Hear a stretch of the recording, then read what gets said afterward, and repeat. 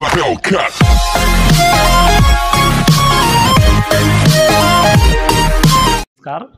आज हम कक्षा 10वीं के अध्याय 10 का प्रश्नावली 10.2 का चौथे क्वेश्चन को सॉल्व करते हैं। अब तक हमने तीसरा क्वेश्चन भी कर दिया, हमने अध्याय 8 भी किया है और अध्याय 9 भी किया है। अध्याय 10 को हम क्रम बाय क्रम एग्जाम्पल सहित हल कर रहे हैं और प्ले लिस्ट है, उसमें जाके आप देख सकते हैं।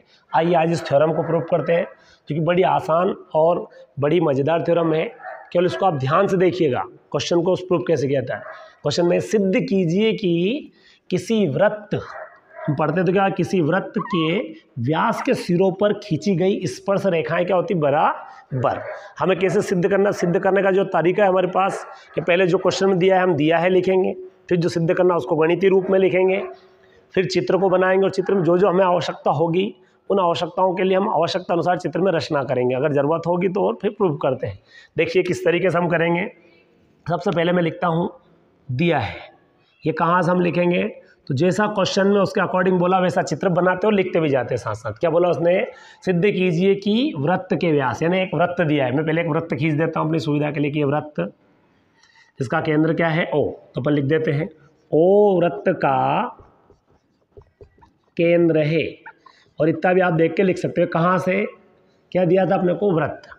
फिर आगे बढ़ते हैं, इसके व्यास का सिरे, यानी व्यास इसको बोलते हैं ऐसा बिंदु जो वृत्त की परिधि पर स्थित दो बिंदु और वृत्त को दो भागों में, दो बराबर भागों में बांटता थी। एक मैंने लाइन खींच दी, ये वृत्त का क्या हो गया बच्चों, व्यास।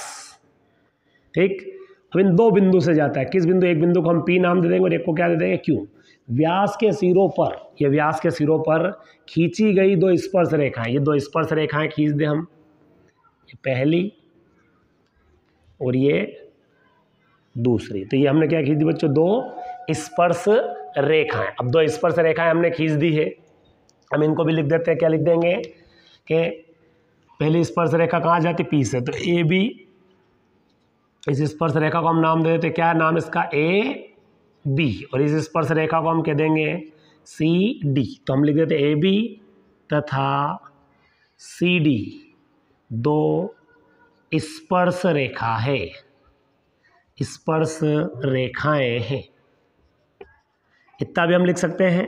तीसरी जानकारी क्या है, जो कहाँ पी तथा क्यू पर क्या करती है, स्पर्श करती है। ये हमने देख के लिख दिया बच्चों। अब हम देखते हैं कि हमें सिद्ध क्या करना था। अगला पॉइंट आता हमारे पास, सिद्ध करना। आप सिद्ध करना है, क्या सिद्ध करना है, तो क्वेश्चन को हम पढ़ते हैं कि स्पर्श रेखाएं क्या होती है, समांतर। अच्छा, इसको गणितीय रूप में लिखना है तो क्या लिखेंगे, पहली स्पर्श रेखा कौन सी है, ए बी, और दूसरी स्पर्श रेखा कौन सी है, सी डी, और दोनों क्या है, समांतर। ये हमें लाना है।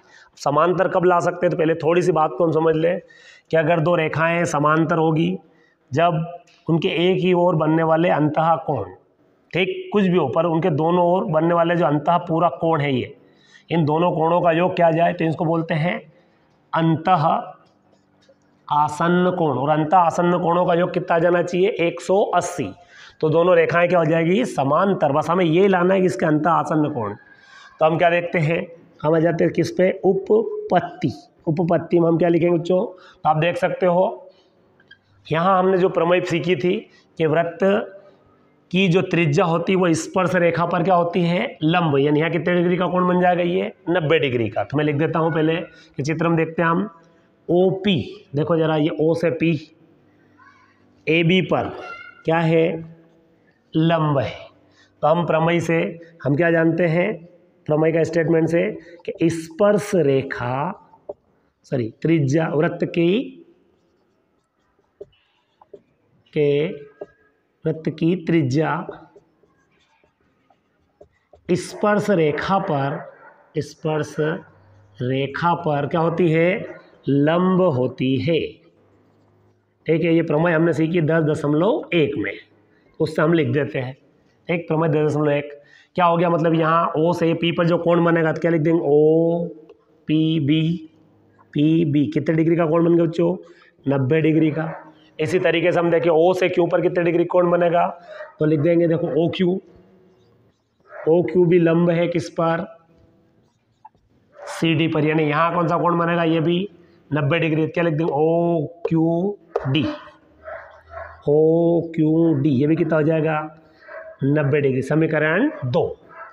अब हम देखते हैं क्या पता चलता है समीकरण 1 प्लस समीकरण 2 से क्या हो जाएगा। इन दोनों को हम जोड़ते हैं, LHS में जुड़ जाएगा, यानी OPB, ये एक अंतः कोण हो गया और दूसरा है OQD, दोनों को जोड़ेंगे 90 और 90 कितना हो जाएगा 180।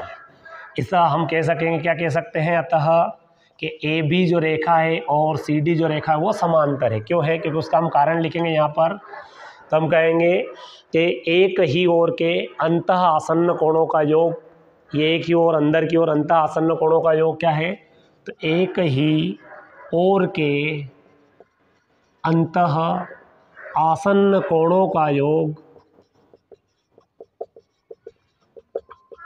या आसन्न कोण क्या है, समपूरक है, अतः ये रेखाएं क्या हो जाएगी, समांतर होगी। क्या होगी, रेखाएं समांतर होगी। इस तरीके से रेखाएं सिद्ध हो जाता है, हम लिख देंगे इति सिद्धम, ये हमारा सवाल सिद्ध हो जाता है। धन्यवाद।